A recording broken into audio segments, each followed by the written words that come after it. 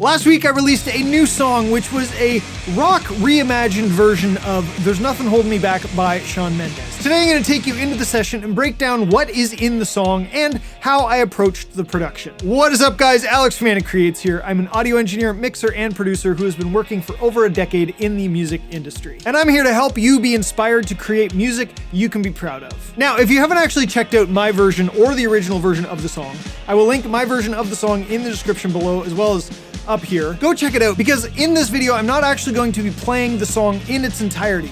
I'm going to be looking at the arrangement and the different elements that make up each section of the song. Now, if you have a question at any point during this video, please leave it in a comment below and it might be the topic of a future video. I do have a video coming next week on how I mixed the drums for this song, as they were home recorded drums just like most people would actually have access to. So be sure to subscribe so you don't miss that one. With that being said, let's dive into Pro Tools and start looking around this session. So the first thing in my session when you're looking at it, I have the mix bus up here, which is just the mix bus processing. Going from there, I have the drums. These drums were recorded in a kind of a more home studio basement, kind of a studio setup. Nothing super fancy within the drums. I just have kick, snare, toms, a kit, which is just overheads and hi-hat, and then one room mic that he gave me. And then I actually made a room mic just to kind of give myself a little bit more room. It is a home studio, so there's not a huge bombastic room, but I tried my best to kind of make it do that. So next we have the bass. Now, contrary to the bass in the video, I was playing the bass in the video, but I actually did not play the bass. I used Easy Bass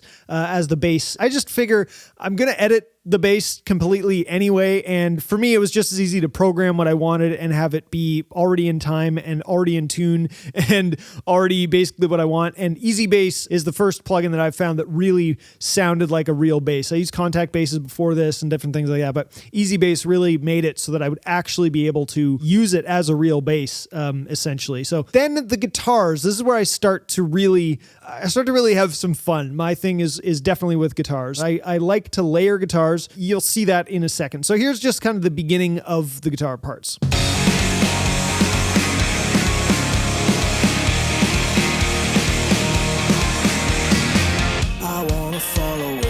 So in this intro part, there's actually 4 different sounds for the rhythm guitars, and each one just has a left and a right. So basically I recorded all the guitars with my Epiphone Les Paul style baritone guitar and my Fender Telecaster. I also use an Axe Effects to record all of my guitar sounds. I love Axe Effects. Depending on what I need, I can really build my own sounds. I have my own IRs that I use and a bunch of preset sounds that I start with and build from. But it really helps me when I'm writing and when I transition writing into final takes, because I can kind of build the sound a little bit while I'm writing and just kind of throw some stuff together and then really craft it more when I actually go to record the final guitars. For the most part, it's these 4 big sounds is what make up the rhythm guitars. First one is the baritone. And then I have the Telecaster. A little bit cleaner and a little bit more clear, and then through some of the other parts to kind of lift it a little bit more. It's actually a smaller sound, but it really makes the energy cut through a bit more.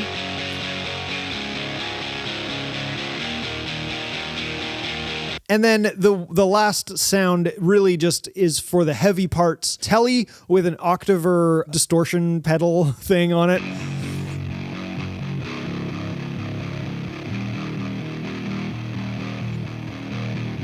And that one's just more to, you can see here that it doesn't actually happen throughout the whole song. It actually really only happens in the chorus, the breakdown, and then that build up. I use these different sounds and blend them together with different levels to make the full rhythm guitar sound. Now, I edit all the guitars like fully to the grid, so everything is really, really locked, hence why I can get away with a bunch of layers and it doesn't sound very messy. If you're layering guitars and you don't edit everything like spot on, then you're going to have a bit of a problem with that. But everything is literally chopped right to the grid. And things like the shots in the pre-chorus here, it's so locked and the dead space is gone.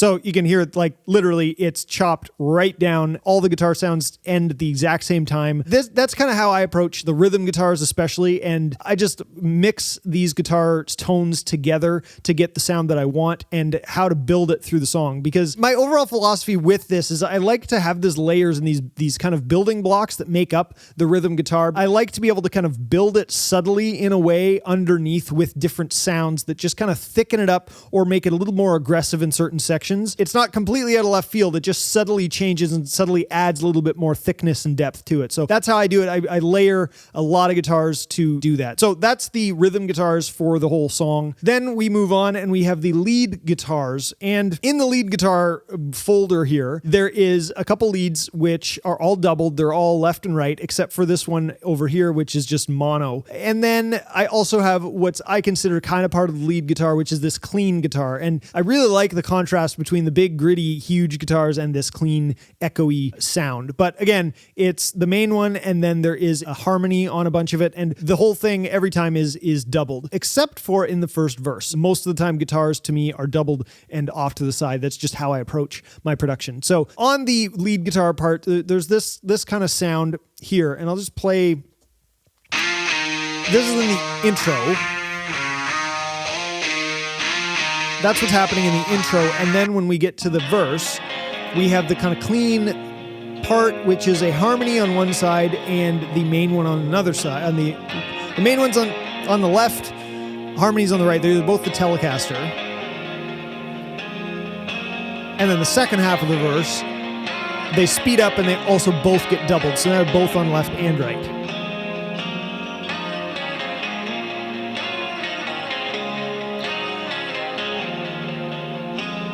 And then they chop right off because I needed them to disappear so that those shots were extra crisp and clean. So I didn't want that in there. But then in that same part, in the second part of the verse, I also have this. It's kind of a rhythm because there's no rhythm guitars at that part, but it just kind of adds a little bit more depth to it and more weight.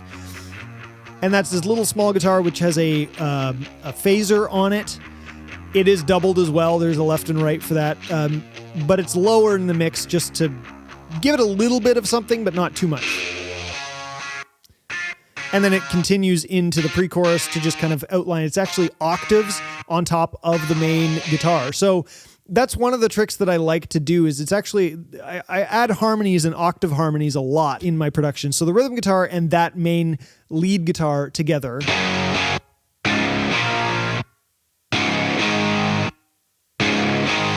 You can almost barely hear that lead guitar in a sense, but it really brings to life that section to life and adds a little bit more clarity on top, which is what I like to do with my layers. They don't all have to be very obvious, but they do have to have a certain desired effect. So anyway, moving on to the chorus part with the guitars. Again, the big bombastic rhythm guitars, which have all four layers that we had going on. This is where that big octaver rhythm guitar part comes in again. But then on top of that, I have the main lead guitar part that you actually is this one.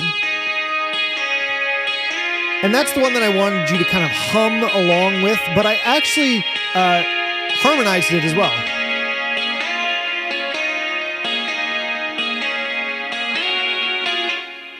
And at the same time, the lead one pokes out a little bit more because there's actually a distorted one to make those notes really poke.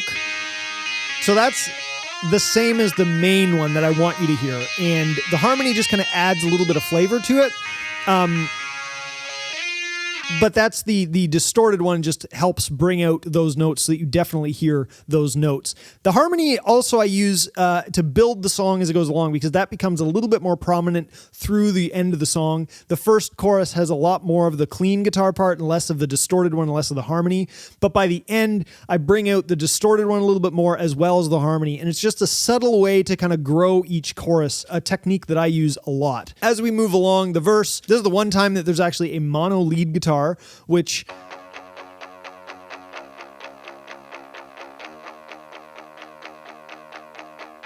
just kind of adds a little bit. It just makes it go really small because after such a big chorus, I wanted it to drop right down. So that's one way that I did it, along with the vocals have the megaphone effect on them, which I will get to in a second. Second half of the verse, that guitar comes back in, and so does the Rythem Guitars. They come back in, but only two of them. Again, like I said, I want it to build, but only subtly. And then the lead guitar as well, adding to it. And over this whole thing, obviously, there is the clean guitar. Again, the clean part has a harmony on it. So the main clean part, but then I've doubled it with the lower harmony.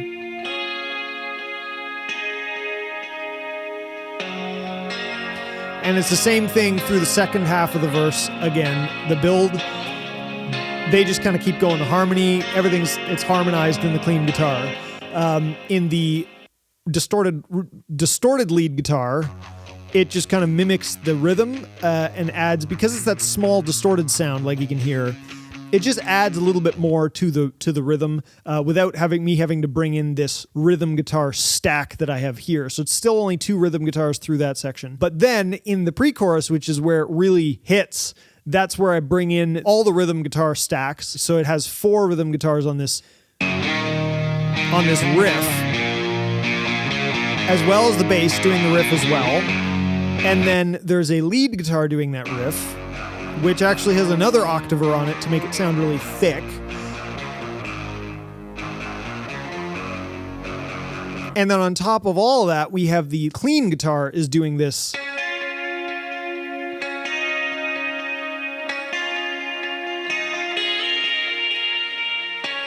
And that's kind of the floatiness on top of that section. But to make sure that really sticks out in the whole, it sounds heavy and not too floaty, I doubled that with a low harmony with this distorted guitar sound. It does have a little bit of reverb on it as well, just to make it fit in nicely. But then there's also another one that has a bit more floatiness to it and more distortion. Just, again, to double it a little bit more. This one's a bit further back, and it really helps give space to this riff over top of that heavy rhythm guitar part that's coming in. And then we go into the chorus, which is pretty much the same kind of thing, except now we've added this same guitar with the delay and reverb on it. We've added that in on this chorus as well. Again, it's a layer to add to the chorus and make it sound a little bit thicker. And then we go to the breakdown, and the break where it completely drops away is only one clean guitar part that goes in there.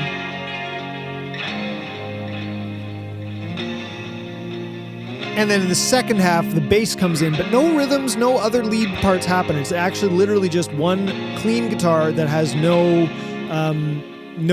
harmonies on it, no nothing. I just wanted it to really break right down. And the reason is because I wanted the next section, which is the breakdown, to hit extra special. So in this break part, I brought it right down to like next to nothing so that it could only build and really hit you in the face in the next section. But there's a trick with the breakdown that comes next. I still had to build from this. It had to build into the end chorus. So first of all, it starts out with this. If we lost our minds and we took it way too far, I know we'd be alright. I know we would be alright if you. So it's obviously this big riff, and that's what's happening. But then to build the pre-chorus, I made the chords change so that they go up.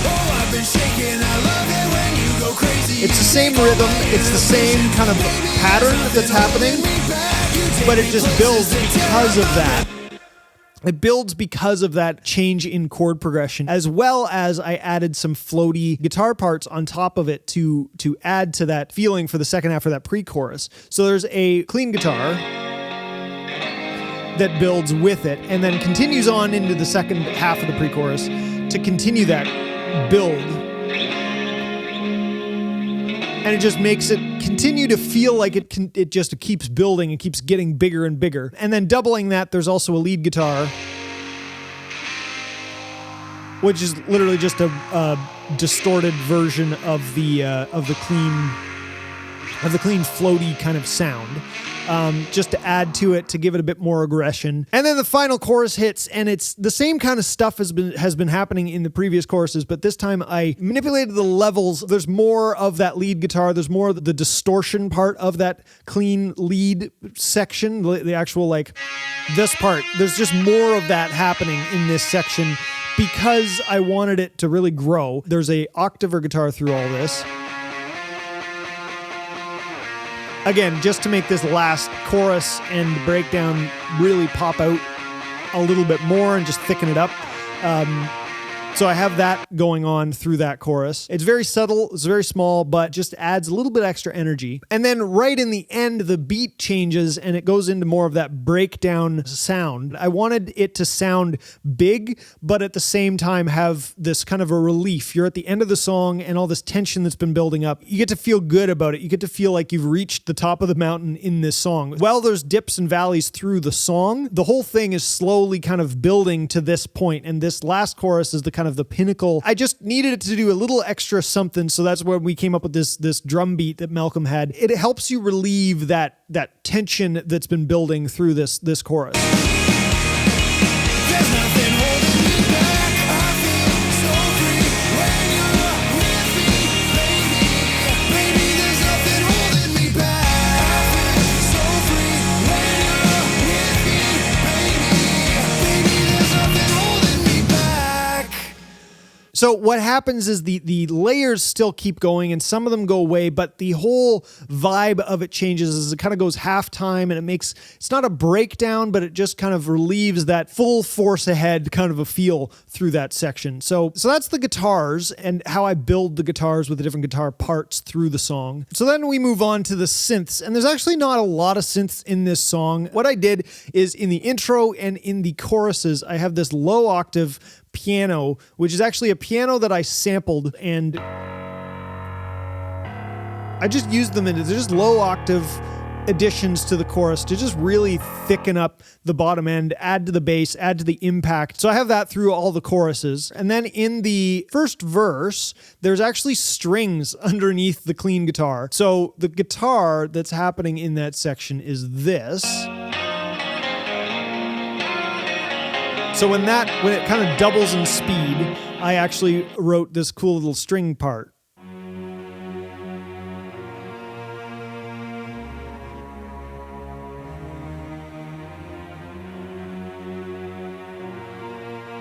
And the string part is literally, it's just kind of the low octaves, but again, it just adds a bit of width to it. The guitar, the clean guitar in that section is not very big. It's a Telecaster, so it is very bright, and that's the whole intent. I wanted it to be bright, but I did want to thicken up that section and have it just subtly build from the first half of the verse. I tried it in the chorus. I didn't like it in the chorus. It didn't do anything for me in the chorus, so I scrapped it. But the other thing that I add in the chorus in terms of synths is a thing I call a streamer, to add a bit of air on top of the whole song, and this just really opens up the choruses, and it's literally one note. I'll play it for you.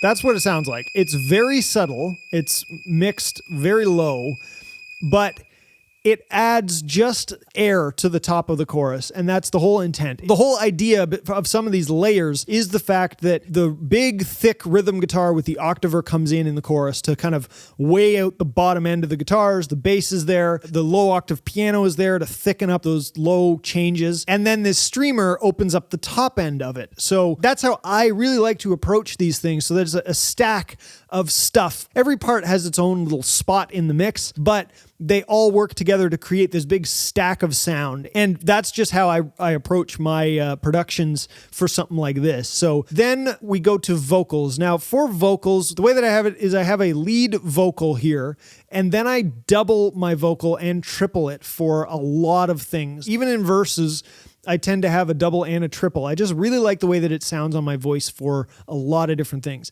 In the very beginning of the first verse, I only have a single vocal. In the second half of the first verse, I doubled it and tripled it, and the double and triple are panned left and right. I edit things really, really to the grid and also really, really to each other. So the double and triple are edited so that they are perfectly aligned with the main vocal. It's actually supposed to sound like one vocal. Because they're edited and very, very in time, it just thickens it out. It doesn't actually sound like three vocals. It sounds like one. So that's how I approach it. Then I have backgrounds, and this is where I like to have fun. Background vocals. As you can see, there's a whole bunch of backgrounds that happen throughout the song. I really like harmonies. I love harmonies. My harmonies are actually quite loud normally too. I like mixing them loud so you can hear them. But I also like to kind of bring them up and down in volume to give a bit of ear candy to different sections. So through most of the song, there is backgrounds emphasizing certain lines. For instance, in the first verse, there are two little backgrounds that are quite low. Let me just solo these. I think about her and she knows it. Just very subtle there, a little high vocal. And then this next part. Cause every time that she gets close, yeah. And that's one vocal. She pulls me and now there's in enough to keep me guessing. So in the second part of the verse, there is, like I said, there's three lead vocals. There's the main lead and then the double and triple, panned left and right. And then there's the backgrounds, which are always doubled and panned left and right as well. I just like wide vocals. So now there's actually 5 vocals happening. Again, build it a little bit more. Pulls me in enough to keep me guessing. And then in the second part, there's another harmony that gets added. And maybe a low harmony. I should stop and start confessing, yeah. Oh, I've been shaking. I love it when you go crazy. You take all my inhibitions. Baby, there's nothing holding me back. You take me places and then that build tear the up second my half of the pre-chorus reputation, again. A low one manipulate comes my in. decisions. Baby, there's nothing holding me back. And that's kind of my approach. I like to use the harmonies to build each section subtly, so the harmonies actually add a little bit of weight to the vocal itself, and high ones emphasize certain parts and just bring some good aggression to different things. That's how I approach it. I use a lot of backgrounds. As you can see here in the breakdown part, the actual break, the second half of that break part where it's about to hit into the breakdown, this part has a lead vocal, which is 3 vocals, and then it has a low harmony, and then it has a mid harmony, and then 2 high harmonies that kind of come in the second half of that. And so I'm just going to play that for you. It just builds that section ever so slightly. Again, there was just that one clean lead guitar in this section, but I built it up still to build it a little bit more with vocals. Be alright, I know we would be alright if you were by my side and we stumbled in the dark. I know we'd be alright. And then it continues into the breakdown. Cause if we lost our minds and we took it way too far, I know we'd be alright. I know we would be alright if you were by my. So once again, so I'll just go through this. So there's the lead vocal part here, and that's just the main and double and triple. And we took it way too far, I know we'd then there's the low harmony. I know we would be alright if you were by. Then there is the mid, which just kind of walks down. Way too far, I know we'd be alright. I know we would be alright if you were by. And then there is a high, screamy kind of a harmony. It's just one note, pretty much.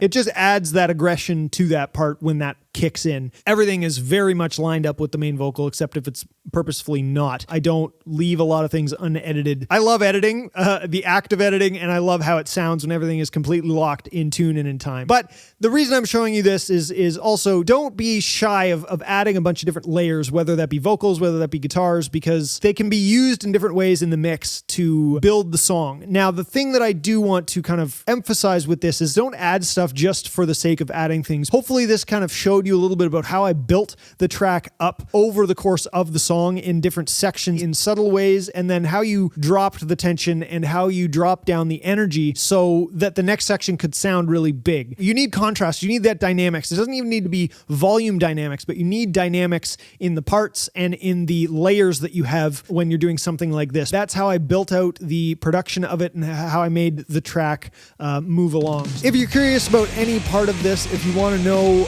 any more more in depth about any of these aspects and how I mixed them and how I actually came up with the parts, I will be making videos about all these things, so I'd love to know your questions about them so I can address them in those videos. But that is it for this video, guys. I hope you found that insightful and inspiring looking into the session and seeing a little bit about how I layer. Give this video a thumbs up if you found it helpful, and subscribe if you haven't already so you don't miss any of the future videos where I dive even deeper into different aspects of this or things that you can do on your own productions. I'm here to help you make the best music you can, and I will see you in the next one. Until then, always be creating.